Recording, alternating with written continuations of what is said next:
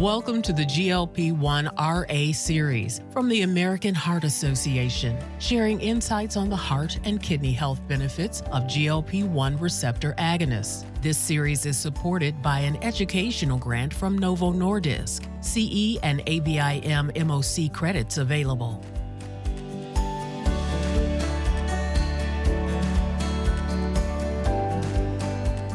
Welcome to Heartbeats from Lifelong Learning in our series, GLP-1 Receptor Agonists, What You Need to Know.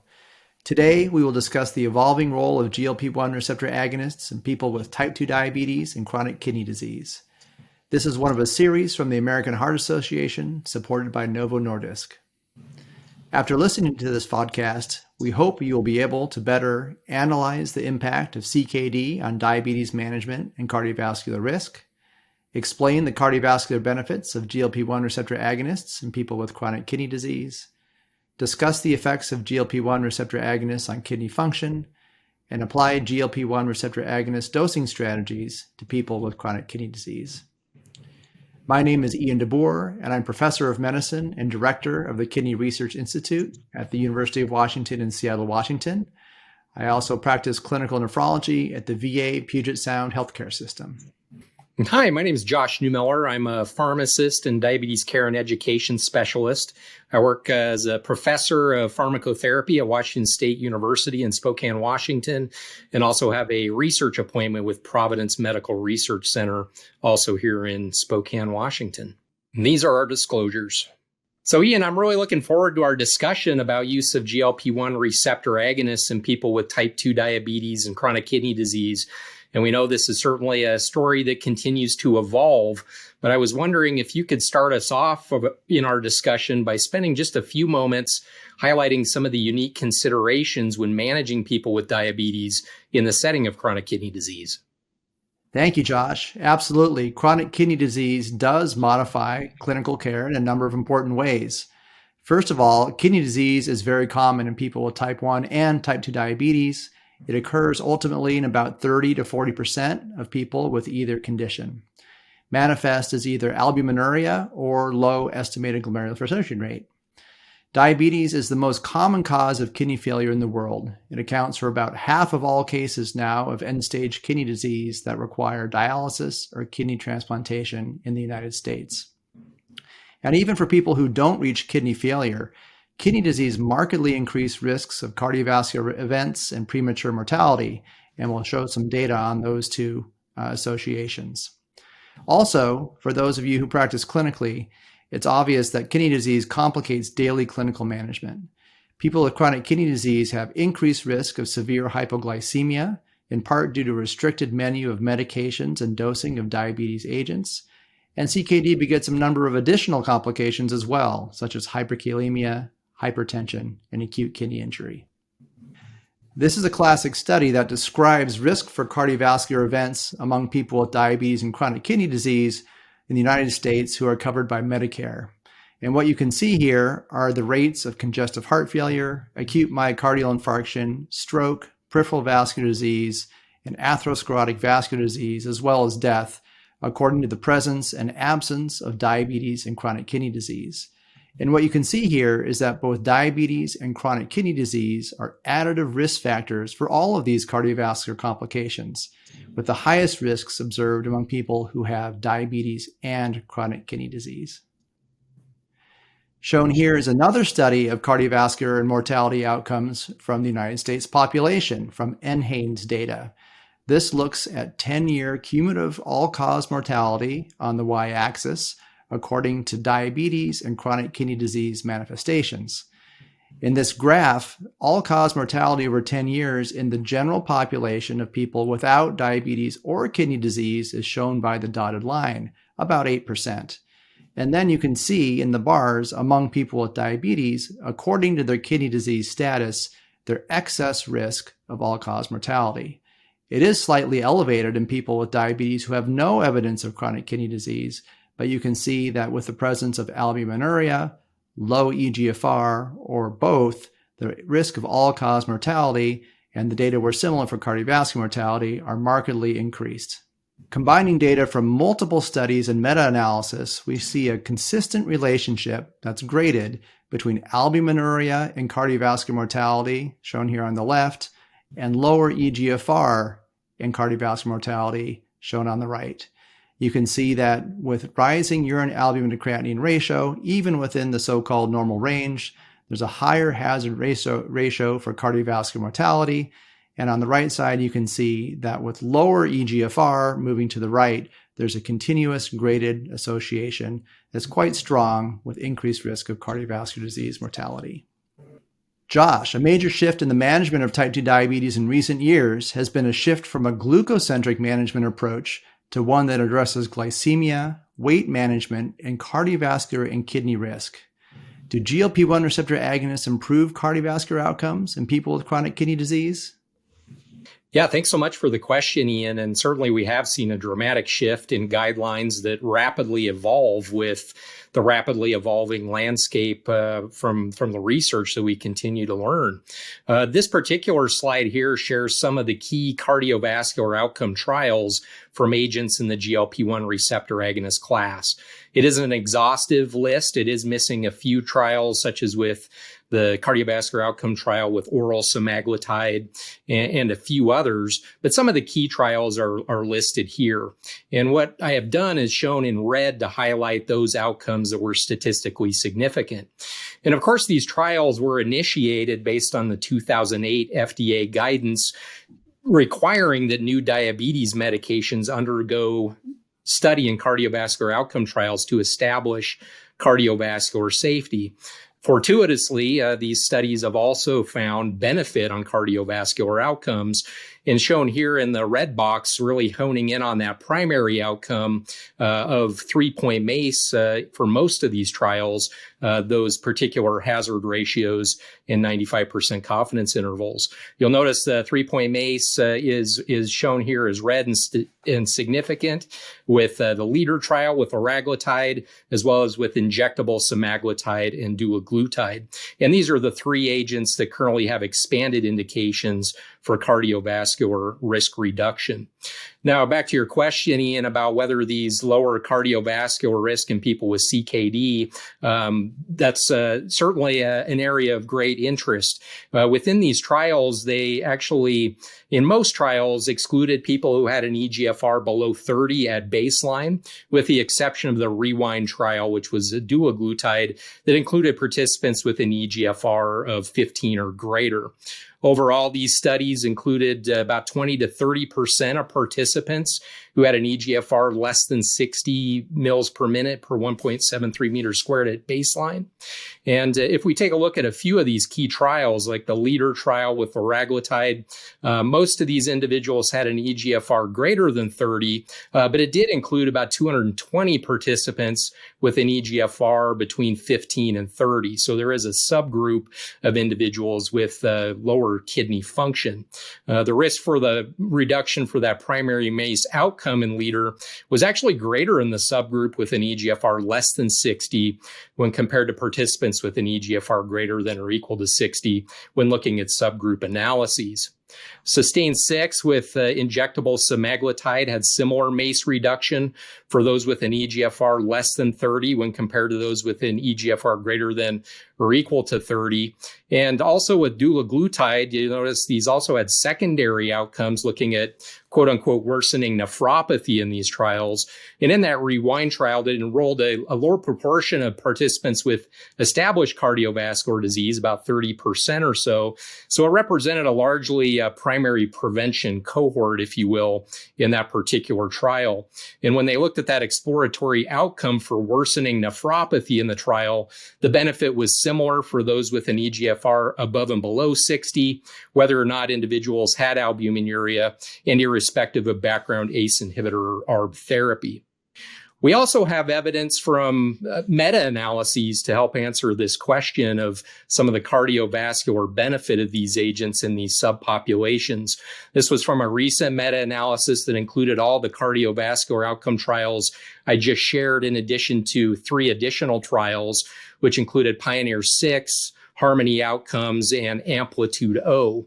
Amplitude O is with F-pluglinitide, which is not yet FDA approved, but it was an important trial because in that study, the individuals, about 15%, were on background SGLT2 inhibitor therapy. So it's provided some evidence to answer the looming question of whether or not GLP-1s plus SGLT2 inhibitors further improve cardiovascular benefit, and actually supported some recent statements in the ADA standards of care suggesting that we can consider combination therapy in these individuals to further mitigate cardiovascular risk.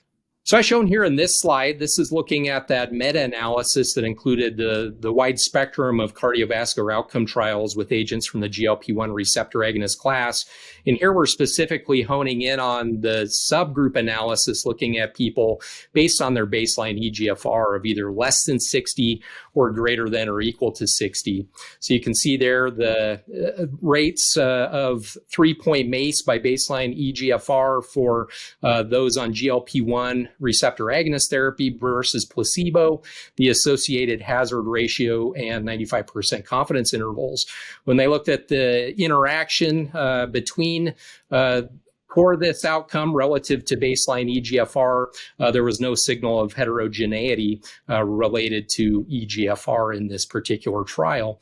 And if we look further at absolute risk reduction and number needed to treat in these two populations, if we extrapolate that out, absolute risk reduction for those with an eGFR less than 60 is 2% versus 1% with those with an eGFR greater than or equal to 60, which equates to a number needed to treat of approximately 50 for those with an eGFR less than 60, or 100 for those with an eGFR greater than or equal to 60.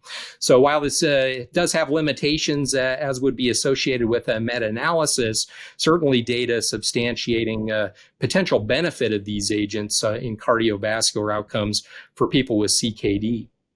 So Ian, while we don't yet have primary kidney outcome data with GLP-1 receptor agonists like we do with SGLT2 inhibitors, what additional evidence do we have concerning the effects of GLP-1 receptor agonists on kidney outcomes? Josh, you're right. While the cardiovascular benefits of GLP-1 receptor agonists seem pretty well described now and seem to be quite consistent across eGFR strata, like you nicely said, the kidney benefits still remain unproven. We are excited about the potential kidney benefits of GLP-1 receptor agonists for a number of reasons. And those start with secondary analyses of the large cardiovascular outcomes trials that you described. So for example, LEADER, SUSTAIN 6, and REWIND all looked at a secondary kidney outcome.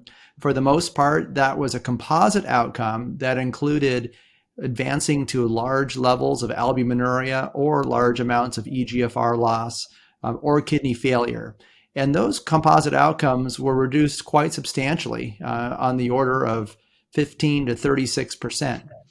Now, that is not definitive evidence that GLP-1 receptor agonists improve kidney outcomes for a number of reasons. First of all, these are secondary analyses. Second of all, this composite outcome includes both albuminuria and eGFR, whereas eGFR loss and kidney failure is really considered the hard clinical outcome that would lead to approvals and changes in clinical management. They do, however, combined with experimental data that suggest benefits on the kidney, really raise our enthusiasm for studying these further and answering whether GLP-1 receptor agonists have kidney in addition to cardiovascular benefits. What are the mechanisms through which GLP-1 receptor agonists may help protect the kidney? Well, there are a number of metabolic benefits, both via controlling blood glucose, which is, of course, a risk factor for kidney function decline, as well as non-glycemic metabolic benefits mediated through body weight and other associated mechanisms. In addition, experimental studies and mechanistic human studies have suggested additional proposed benefits on the kidney that are not mediated through glycemia or metabolism.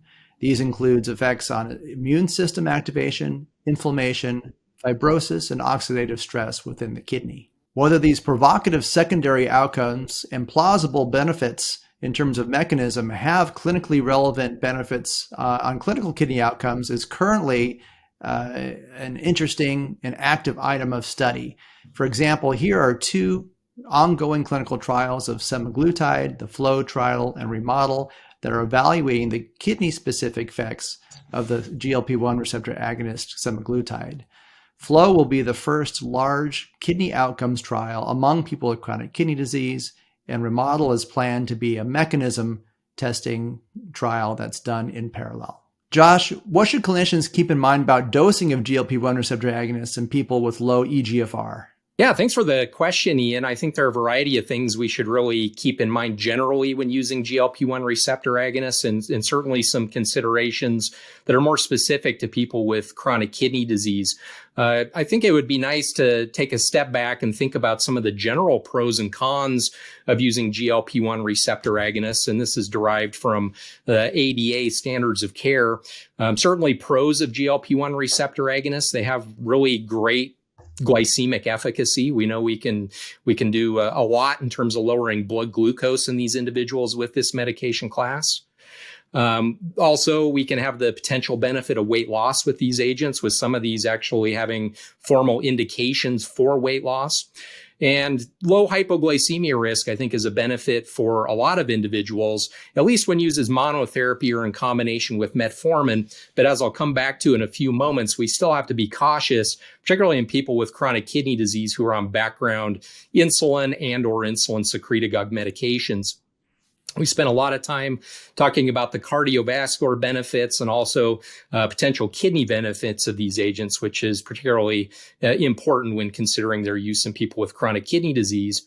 But we also have to consider potential cons and things to keep in mind to keep people safe when using these medications. Certainly access can be a barrier to use. So really looking at cost and can we help people with assistance programs or otherwise to increase access to these medications.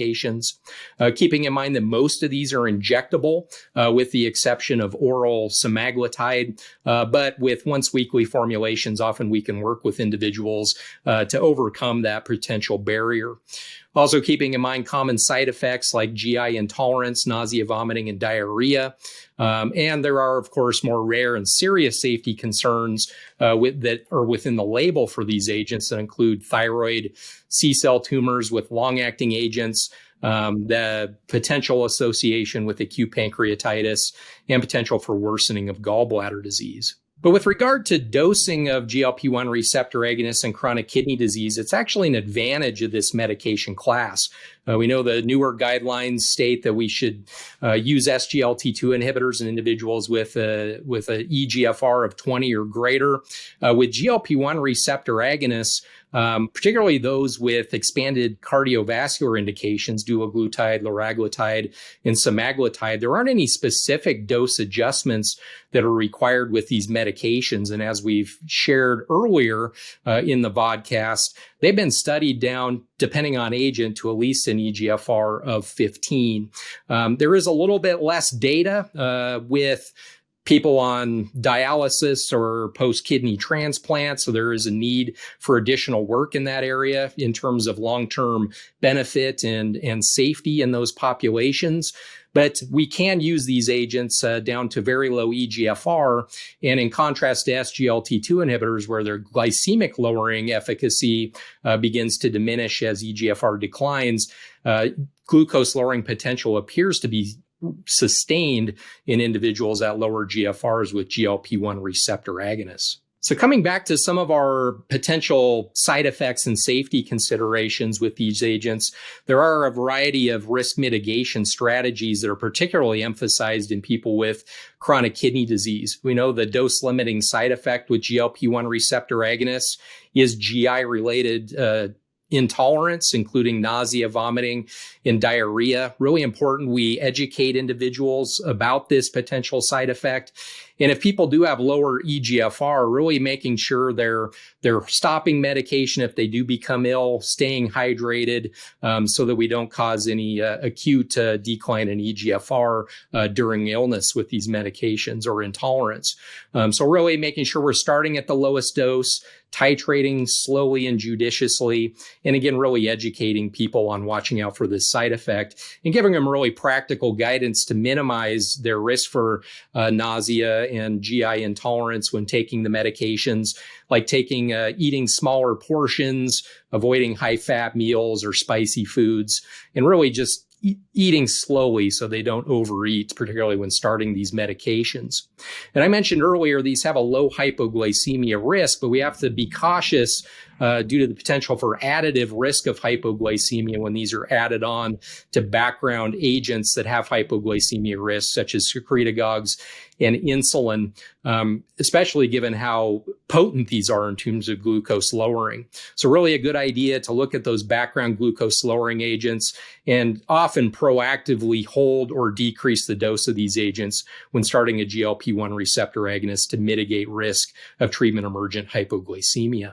Ian, you've been very involved leading the development of several recent guidelines and position statements on the management of diabetes and chronic kidney disease over the last several years. And there's really no one better to give us a final takeaway summary of current best practices for use of GLP-1 receptor agonists in this population. Can you give us some key takeaways on current evidence-based recommendations for GLP-1 use in this population? Thank you, Josh, and thank you for your involvement in these guidelines as well, particularly the ADA KDIGO consensus document that you've highlighted already and I'll turn to shortly. You're absolutely right. Guidelines have been evolving along with the state of the evidence that we've seen in this field. You've nicely summarized the benefits and risks of GLP-1 receptor agonists in general and for people with chronic kidney disease. So let's take a look and see how the guidelines have weighed those and put them together. And we'll start with the guideline from the Kidney Disease Improving Global Outcomes, or KDIGO group. This is the major international kidney disease guideline writing organization, which published its first diabetes and CKD guideline in 2020 with a revised version in 2022. And this guideline recommends a comprehensive approach to modifying risk factors for cardiovascular disease and kidney disease progression amongst people who have diabetes and chronic kidney disease. That approach is based on a foundation of lifestyle management and self-care, first-line drug therapy with drugs that are proven to improve kidney and cardiovascular outcomes, and layered upon that, additional drugs with heart and kidney protection. So where do GLP-1 receptor agonists fall in that algorithm? Well, for people with type 2 diabetes and chronic kidney disease, KDIGO considers a first-line therapy with both metformin and SGLT2 inhibitors, as you alluded to, Josh, as first-line therapy for type 2 diabetes and chronic kidney disease. KDIGO further recommends that GLP-1 receptor agonists be added on top of that for people who are not achieving their glycemic goals as a preferred next-line agent, or for people who are unable to take metformin or SGLT2 inhibitors because it's not tolerated, their eGFR is too low, or other reasons. There are a lot of clinical practice guidelines out there, and recognizing that, the American Diabetes Association and KDIGO partnered last year to come up with a consensus statement on the management of diabetes and chronic kidney disease. The flowchart algorithm that summarizes that consensus document looks a little bit like the pyramid stood on its head. It starts with lifestyle therapy at the top, first-line drug therapy with SGLT2 inhibitors and metformin for people with type 2 diabetes, RAS inhibitors for people with diabetes and hypertension, statins, of course, and then layered therapy on top, including, you can see in this algorithm box, GLP-1 receptor agonists, if needed to achieve individualized glycemic targets for people with type 2 diabetes and chronic kidney disease. Specifically, the consensus statement created by the American Diabetes Association and KDIGO is this: GLP-1 receptor agonists with proven cardiovascular benefit in the cardiovascular outcomes trials that Josh summarized is recommended for patients with type 2 diabetes and chronic kidney disease who do not meet their individualized glycemic target with metformin and or an SGLT2 inhibitor, or who are unable to use these drugs. The consensus document goes on to summarize some practice points along the lines that Josh emphasized as well. First of all, the choice of GLP-1 receptor agonists should prioritize agents with documented cardiovascular benefits. To minimize gastrointestinal side effects, start with a low dose and titrate up slowly. GLP-1 receptor agonists should not be used in combination with DPP-4 inhibitors because there's a risk of toxicity through increased GLP-1 effects. The risk of hypoglycemia is generally low with GLP-1 receptor agonists when used alone, but risk is increased when used concomitantly with other medications such as sulfonylureas and insulin, and the doses of sulfonylurea and or insulin may need to be reduced when starting or titrating a GLP-1 receptor agonist along the lines that Josh outlined. In addition, it's noteworthy that GLP-1 receptor agonists may be further preferentially used in patients who have obesity, type 2 diabetes, and chronic kidney disease to promote intentional weight loss. So Josh, we've finished our prepared materials here. Can I ask you to comment a little bit on your takeaways? What do you think about GLP-1 receptor agonists and chronic kidney disease? What should this audience go home with? Yeah, thanks, Ian. Really appreciate it. And, some things that really strike me is how excellent it's been in the last number of years. We've seen this expansion of agents with evidence of benefit for improving cardiovascular and kidney outcomes, where people with chronic kidney disease for a number of years didn't have a lot of options. Unfortunately, we are seeing that data indicates many of the people who could most benefit from these guideline-directed therapies, including people with chronic kidney disease, are less likely to receive them. So I think it's really important now that we have the evidence to continue to improve models of care in this population to make sure we can optimize use of these agents to improve outcomes when clinically appropriate. And certainly I'm really excited to see the outcomes of FLOW trial and some of the other trials to further define the role of GLP-1 receptor agonists in the overall care of people with type 2 diabetes and chronic kidney disease. How about you, Ian? Well, like you, Josh, I'm very excited to see all these emerging data. We have so many options now, more than we used to, for reducing cardiovascular and kidney risk for people with diabetes and chronic kidney disease. And GLP-1 receptor agonists are clearly an important part of that. The data you summarize on the cardiovascular benefits of GLP-1 receptor agonists and the fact that they're maintained in people with CKD is really compelling. That's one of the major threats for people with chronic kidney disease, cardiovascular events and premature cardiovascular mortality. And so with the increased cardiovascular risk in this group, and as you noted, the increased cardiovascular benefits on the absolute scale for people with chronic kidney disease, we really should be prioritizing these drugs with chronic kidney disease, not avoiding these drugs in people with chronic kidney disease as we do for some agents like metformin or other things that have kidney toxicity. So like you, I'm hopeful that through improved identification and treatment paradigms, we'll be able to implement these drugs alone and in combination, as you alluded to improve health outcomes for people with diabetes and chronic kidney disease. On behalf of Josh and myself, thank you all for participating in this Heartbeats from Lifelong Learning and our series, GLP-1 receptor agonists, What You Need to Know Today, where we've discussed a lot concerning GLP-1 receptor agonist use in CKD. In closing, I'd encourage all members of the healthcare team helping manage people with diabetes and chronic kidney disease to consider how GLP-1 receptor agonists may help patients meet their care goals through improving glycemia, reducing cardiovascular risk, and potentially improving kidney outcomes. To get additional information and to claim credit, please visit learn.heart.org. The views and opinions in this vodcast are those of the speakers and reflect the synthesis of science.